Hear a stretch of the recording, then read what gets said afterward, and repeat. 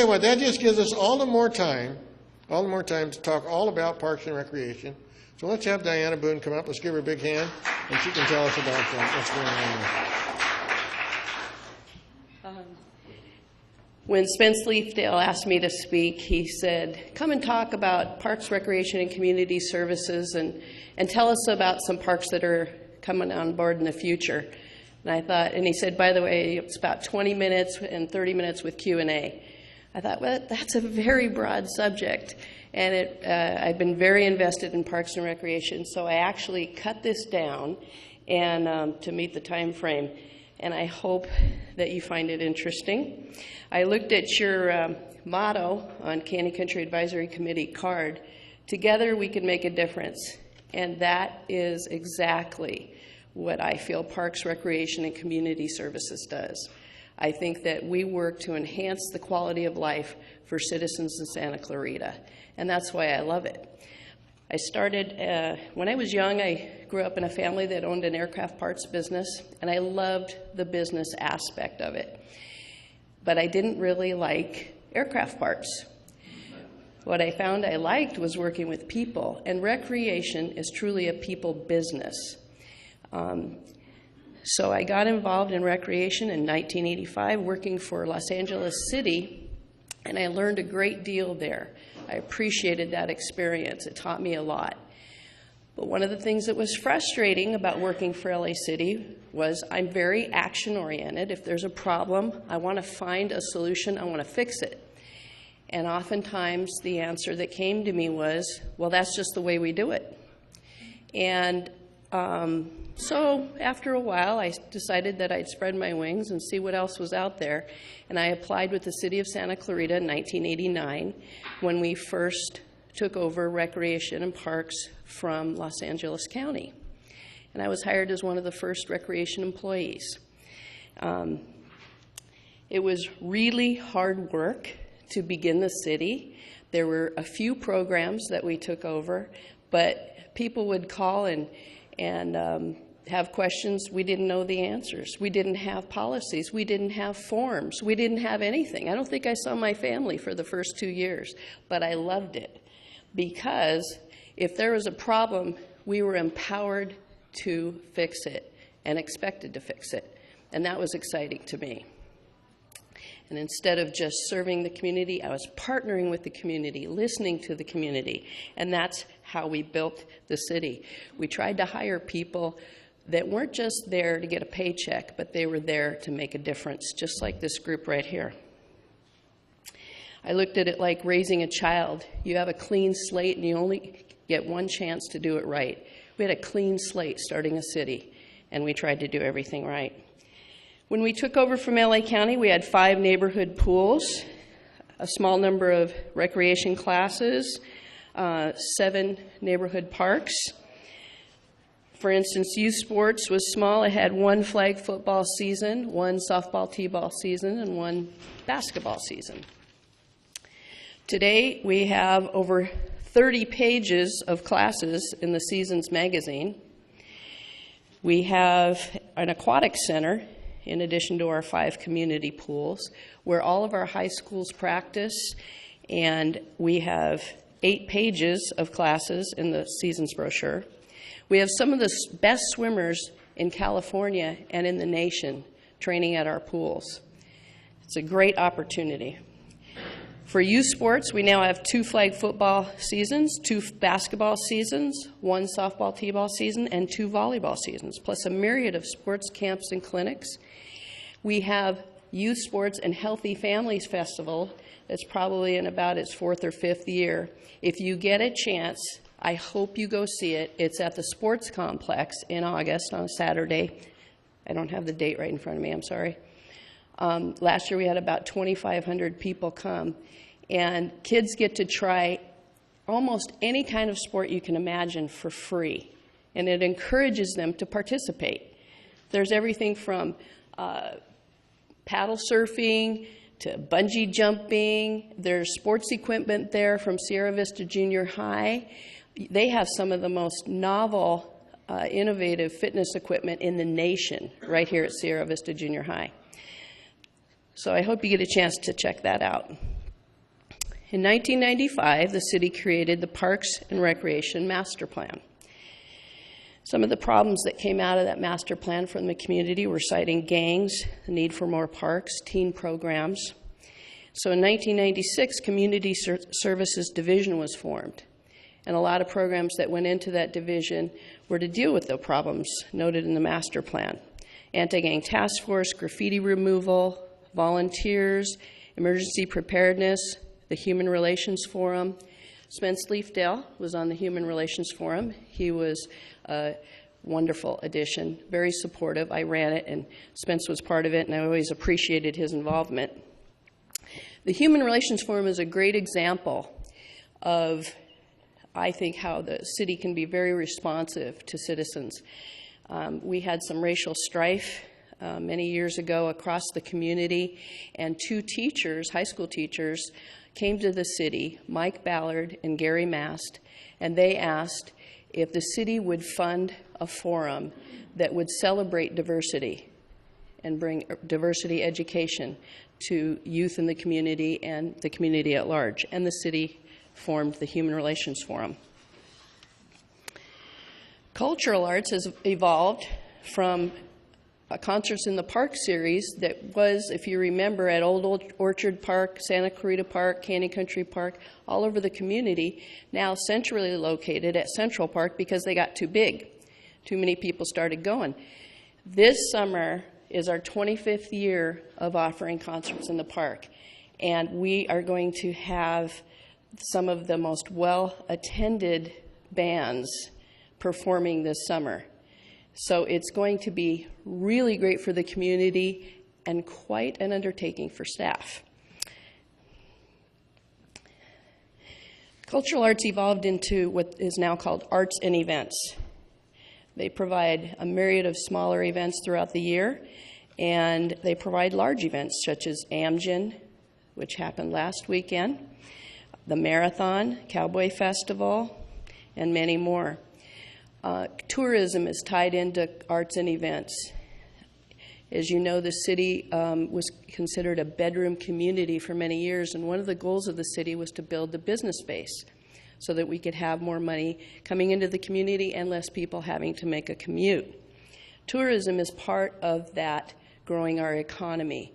We have sports tourism where we have like Junior Olympics at the Aquatic Center. We have softball tournaments, volleyball tournaments, in addition to these big events. Economists say that when dollars come into the community, it usually turns over about 7 times in our community. So that's an exponential increase in dollars when we have people come into our community and spend some money.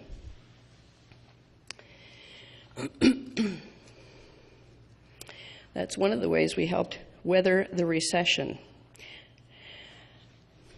In 2008, we had an update to our city's Parks, Recreation, and Community Services Master Plan. Some of the community, we did that through workshops, surveys, focus groups, trying to find out from people, what do you want to see?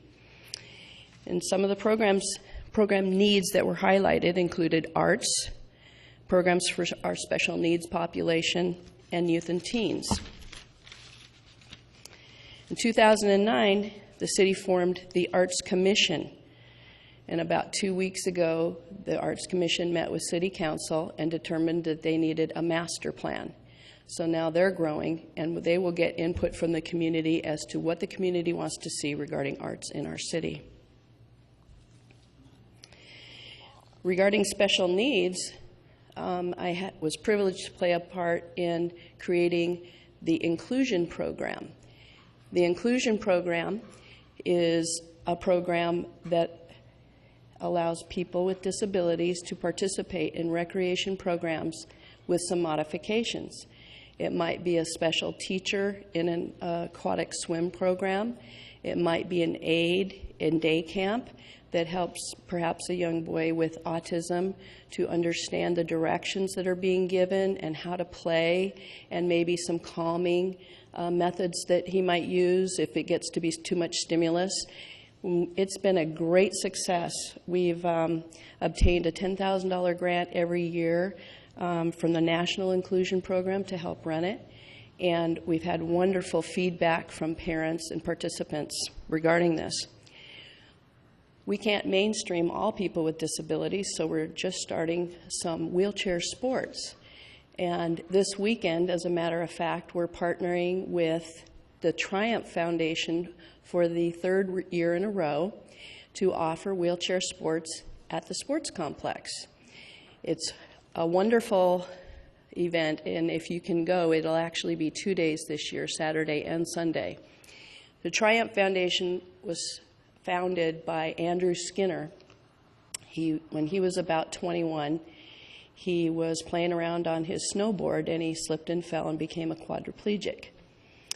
And it was a very rough road for him, but he created this foundation, and he's one of the first ones to go into a hospital after someone has a catastrophic incident such as he had, to give them hope and resources to show them how life can go on. And that's what these wheelchair sports are about.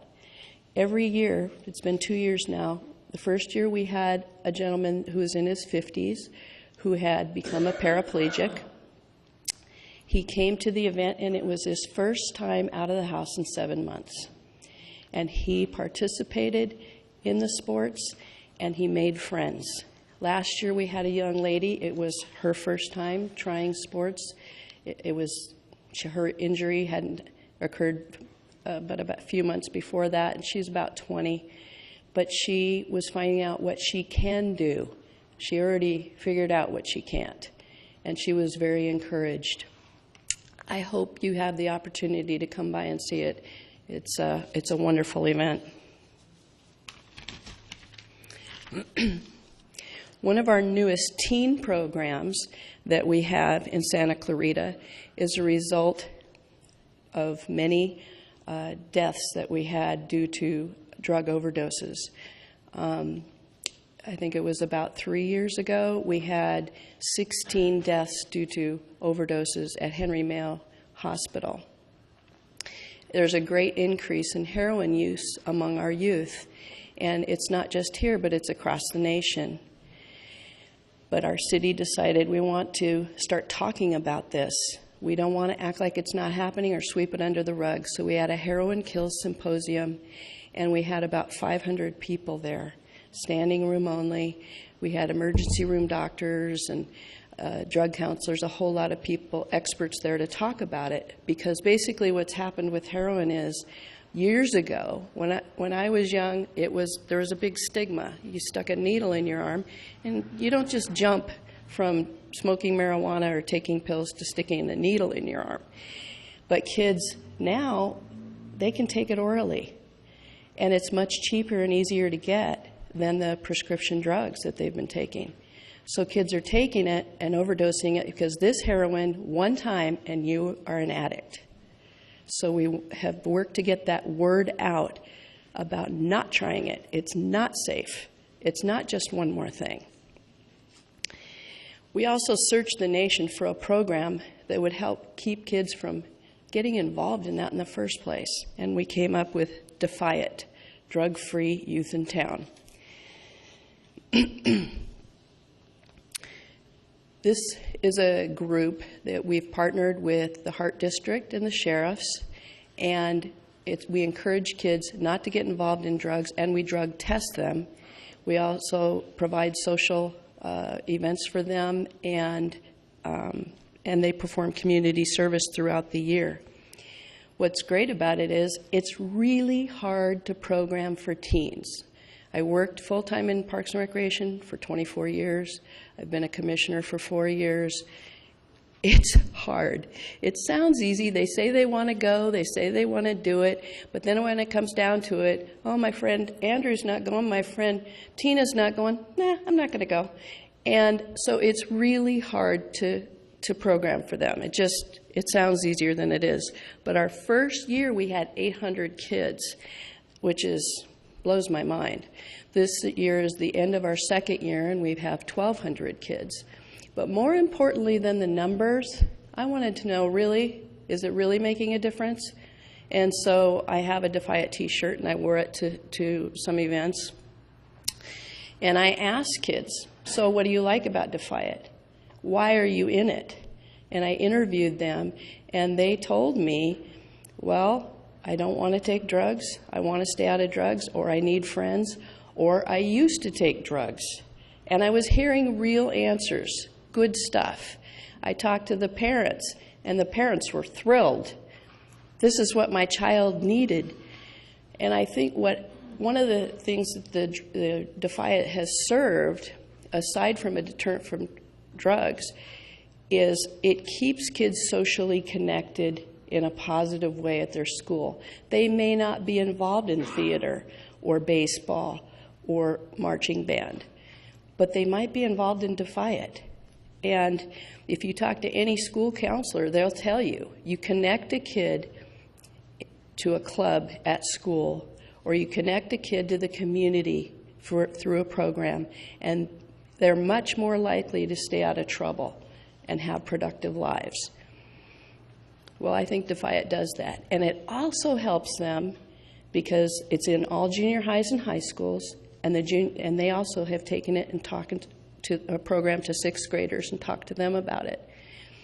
And the sixth graders, when they're transferring up to junior high, they can know that they'll be in that program and have friends. And when they're in junior high, they already have friends, and it helps them transition to high school. Helps them through two very tough times in young people's lives, times when a lot of kids get in trouble.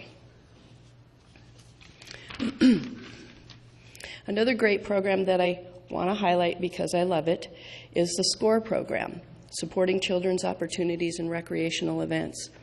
The SCORE program was created because there's underprivileged youth in our community who don't have the same opportunities to participate in youth sports or classes or camps. And the city cannot underwrite all of the need. And I thought, you know what, if people knew about this need, they would probably give. And they have. There's always more need than there are funds, but a blessing the last 2 years has been the Canyon Country Optimist Club. Last year they gave $1,500 to SCORE, and this year they gave $2,500 to SCORE. That's quite a shot in the arm. Our Parks Division is our most visible.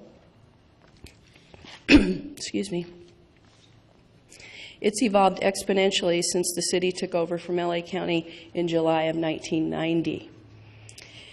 5 community pools, 7 parks, 47 acres of developed parkland. There was only one park in Canyon Country, North Oaks Park, right adjacent to Canyon High. Tiny little park. 24 years later, the city's increased the number of parks from 7 to 26, plus 2 community centers, and the sports complex, as you know, includes the skate park, the aquatic center, some green turf, a dog park, the gymnasium, and the activity center. And it's not built out yet.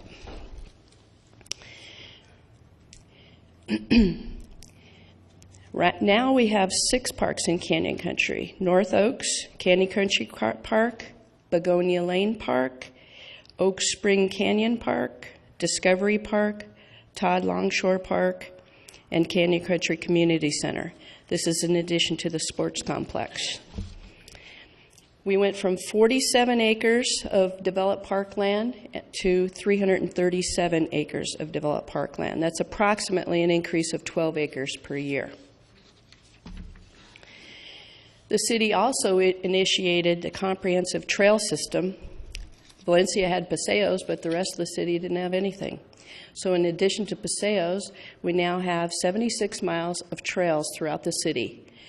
This has meant an average addition of 3 miles of trails each year. It encourages people to get out of their vehicles and to bike and walk and possibly use transit or the Metrolink, which helps us and helps our environment. In 2007, the citizens of Santa Clarita voted for open space preservation, which Spence Leafdale is also on the committee for. Since its inception, the city and their partners have purchased 8,000 acres of open space. This includes Ellesmere Canyon that was slated to be a mega dump. It will never be developed. None of this land will ever be developed. So what's next? Central Park in the fall of this year will have 2 new lit multipurpose fields, just in time for the busiest time of the year for outdoor sports. And it will have 170 additional parking spaces. Those will be open this summer in time for that big concert series that's coming. Rivendell Park on the west side of the city at the entrance to Towsley Canyon has been master planned, and when developed will include additional trails, including wheelchair accessible trails, Native American cultural information site, grass areas with picnic tables, an outdoor amphitheater, and extra parking. River Village Park is located south of Newhall Ranch Road, and it's a 5-acre park with a trailhead and about 5 miles of trails. That should be ready about the end of this year. 5 Knolls Park, formerly referred to as Synergy, is located east of where Newhall Ranch Road meets Golden Valley Road, near Fallen Warriors Bridge. That's a 5-acre park, and the development grading has begun. Mancara is located east of Sand Canyon, south of Lost Canyon. That's a 5-acre passive park with equestrian area and trails that will connect to Sand Canyon. There's an unknown time frame for that completion. Vista Canyon, located east and south of the 14 freeway, west of Lost Canyon Road, includes a 5-acre park and extensive trails. Time frame, unknown. Further down the road for possible park development, I really took it far, Spence. You wanted to know what might be in the future. Is Tick Canyon, located north of Shadow Pines. There's a 500-home development. That will include 18 acres of park on very steep terrain. That'll be multi-leveled. And just past where Whites Canyon meets Plum Canyon, there's a fire station, and it's county property now, but should it become annexed, that would be an 8-acre park site that will go there. The city is actively seeking other park sites in Canyon Country for park space.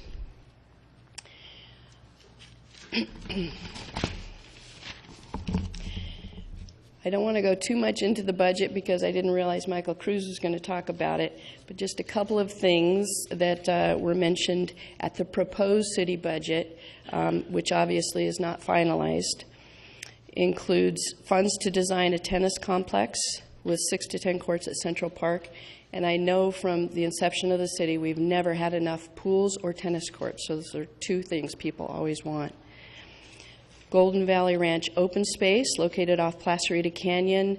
They propose access improvements, an overlook, and interpretive signage. Railroad Avenue, it's proposed to have a Class 1 bicycle trail. Class 1 means it's paved. Sand Canyon Phase 3 will have possibly a multi-use trail, which is dirt, from Lost Canyon Road to Roadrunner. And there are some funds in there for a beach party event in Canyon Country. There's no ocean. Don't ask me where it will be.